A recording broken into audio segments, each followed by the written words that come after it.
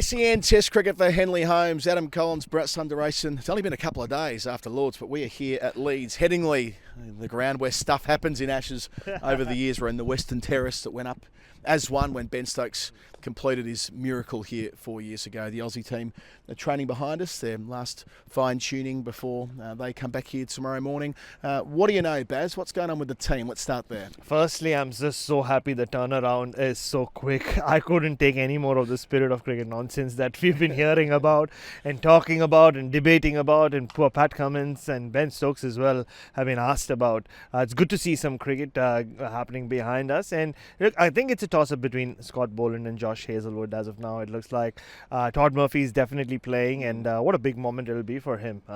He just made that wonderful debut against India, and so impressive.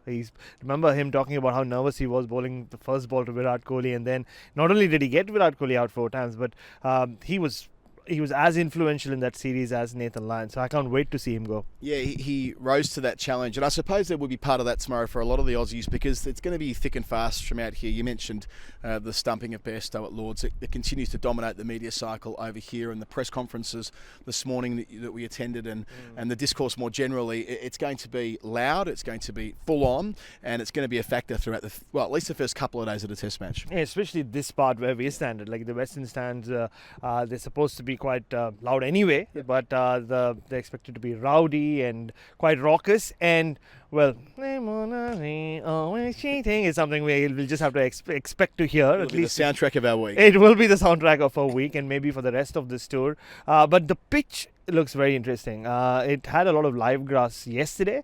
A lot of that live grass has gone away, but it still looks greenish, and doesn't automatically mean it's going to do a lot, but it's going to be quick. And just speaking to some of the people who have watched a lot of Test cricket and played a lot of Test cricket in Headingley, they seem to think that the ball's going to go off the surface. It has to be the quickest surface so far, but also means if the clouds move away, it'll be beautiful for batting. Yeah, we no longer have the hill here. It used to be behind my shoulder here, the Kirkstall Lane end, running downhill, Bob Wilson, all the rest of it, but that's not really a thing here anymore. It's been pretty slow here through championship cricket the last 2 years. Last year on this ground, England playing New Zealand, Jack Leach took 10 wickets, so I expect it will turn at some point. And you mentioned Todd Murphy. He was able to absorb a lot of pressure in India, so I think temperamentally he's well suited to this. As for England, they've completely reconfigured their side.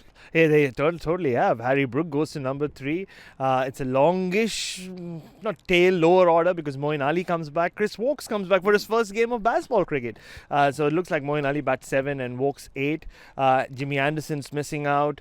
Josh Tongue surprisingly is missing out. He was really impressive, and even speaking to some of the Aussies, they thought he hit the bat harder than any of the other English seamers, and he got into the likes of David Warner, got him out a couple of times in the Test match, but he misses out. And Ollie Pope, of course, unfortunately, his summer is over, isn't it? So we thought Daniel Lawrence would come in as a like-for-like replacement for Ollie Pope, but no, Harry Brook has been pushed up the order. I saw Harry Brook in the nets earlier. He was practicing his defensive shots, so is he going to be a new Harry Brook? Maybe not, but desperate measures for England. I mean, look, they're 2-0 down. Ben Stokes did say they played exactly the kind of cricket you need to come back from 2-0 down.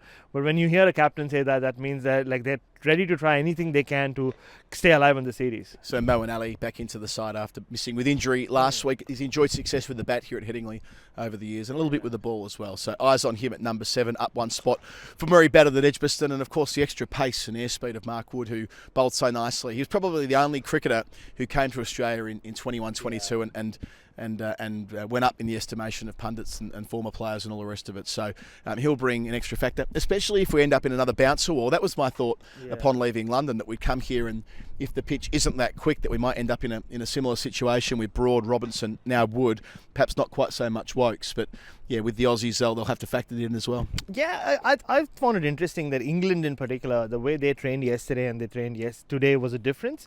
Yesterday, there was this obsessive focus on the short ball. All the batters from Joe Root to everyone else was focusing on the short ball. Today, it was different. Maybe it was just that they had enough of facing the short ball in the net, or maybe they think this pitch will behave differently and the lengths that the bowlers bowl will be different. One thing we did see from Australia, unlike England, is they were ready to be flexible. The Ben Stokes in particular, they did go short to him, but then they changed tack and they bowl differently to different batters. So I think if the Australians feel like there is something in the air or something of the pitch, they are good enough to adjust their length. I'm not sure about the English because we don't know what the Ben Stokes era, which way they'll go. I mean, they can go extreme as they did, 98% short balls in that middle session. The good news is cricket starts again tomorrow. We can put all the rest of it behind us, hopefully, maybe, kind of, sort of. It's going to be chilly as well, rain forecast at different points through the test match. It'll never be hot, so that might be a factor. At the toss tomorrow, cannot wait for tyre power. Adam Collins, Bharat, Sundaresan, SEN Test Cricket. Bye for now.